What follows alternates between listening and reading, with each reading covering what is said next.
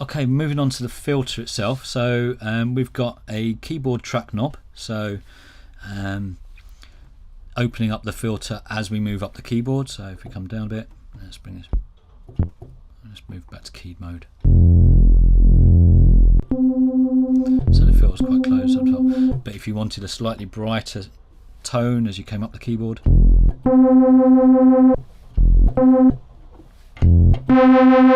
yeah, doing what a keyboard track knob should do on a filter. It is that sort of really nice Moog filter. Sweep through it.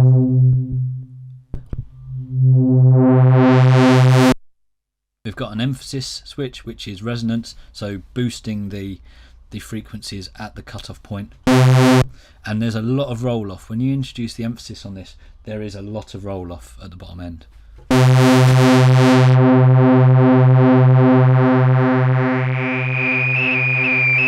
But it really does scream. Really hard. Sorry if that hurt your speakers. Okay. And then we've got the amount. So how much of the contour generator is influencing the filter cutoff. So let's bring it right down, the filter cutoff, and then we'll add a bit of amount. So you can hear it's got quite a nice thud, quite a nice twang. If we were to increase the decay, you can hear that slope, add a bit of emphasis, nice sort of resonant sweep. Okay, or we can just bring the, maybe bring the attack up a bit, slow it down. Yeah, so that's what that does. And the oscillator does, the filter does self-oscillate. So if I turn both oscillators down, let's bring this up. We should be able to, I just have to bring the filter up.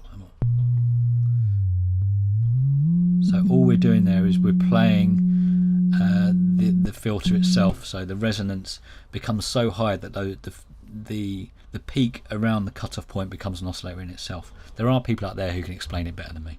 And let me just get this in tune, roughly. I can't.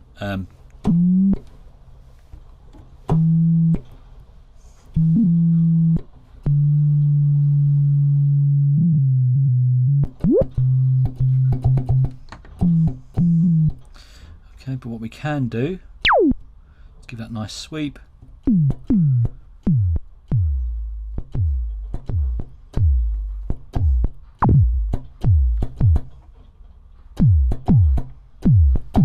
So we almost get that synth tom, synth bass drum, sort of kick drum sound.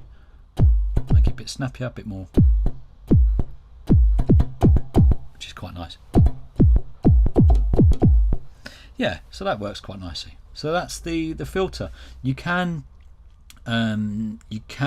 trigger the filter using the gate on the back, and you can also put external instruments through it, which is quite nice. I'll do that in one of the sound demos that I'm doing. And that's the filter.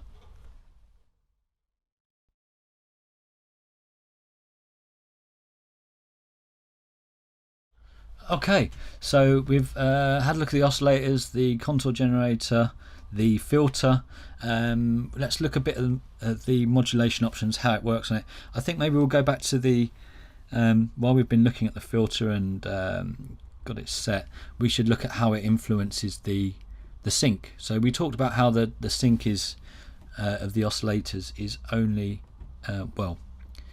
is either manually, and let's give it a bit of sound first.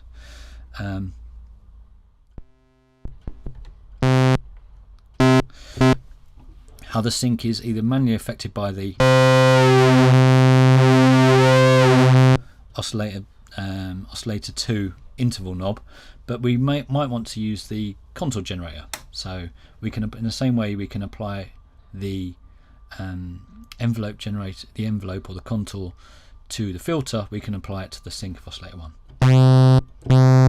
Or you'd think so. What you need to do is we need to open the filter, apply the amount here. So it's almost as if the amount here influences the contour as well, the sync contour. It's a little bit annoying because it also means that if you want to use the contour generator on the sync sweep for the oscillators, you also need to use it for the filter cutoff. But it's quite nice. It's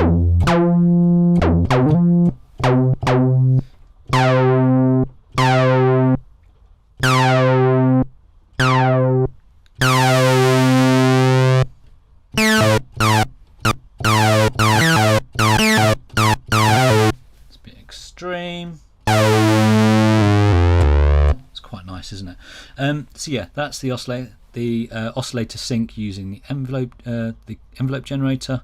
The last thing we'll do is we'll just look at the modulation section, how it influences the rest of the synth. So first thing we need to do is we'll pick our shape. Yeah, we'll stick with a triangle wave, and let's think about our destination. So let's go with the oscillator. See.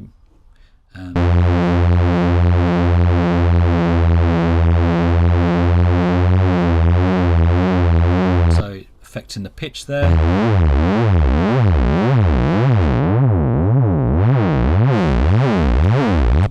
Or we can use it to influence the filter.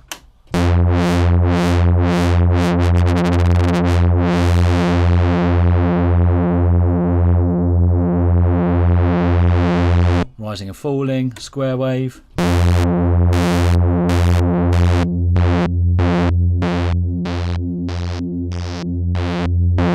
On the filter, maybe on both if we're feeling like a bit crazy.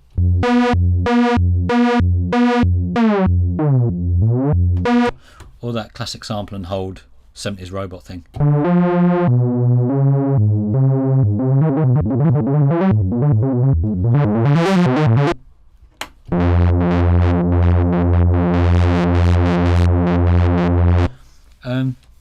And that's it really for the modulation settings. The last thing come to is just the AutoTrigger. It influences it. It basically triggers the contour generator. So it's to me it feels a bit sort of separate to the modulation setting, but it is governed by the rate signal here. So you might hear.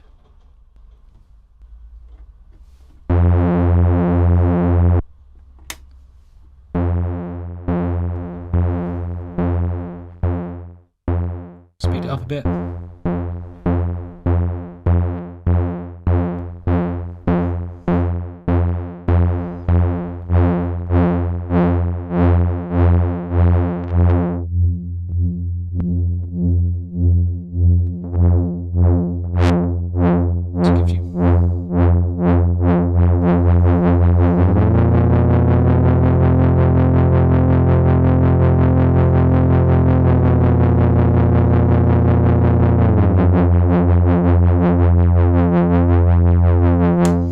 And you could use that, I guess you can use that to just trigger things rhythmically.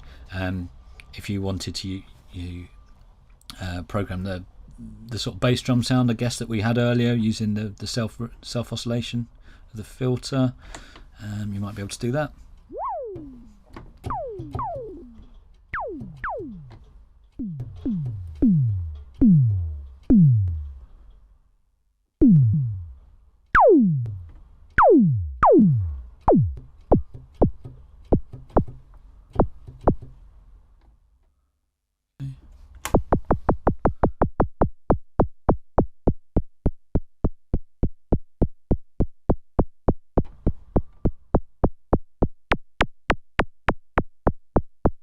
Feeble attempt there. Anyway, if you were to program it properly, that's essentially what you could do.